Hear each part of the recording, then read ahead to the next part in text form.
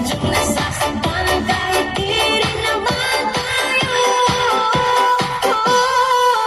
Ang puso ko'y natumugo at parang sumisikip ang bibig ko sa tuwing nakikita ko na magkatabi tayo. Kahit di naman tayong dalawa, eh lagi na lang pinagseselosan siya. Bakit kasi yan at bakit di talaga? Ano pa lang yung wifi pa lang yung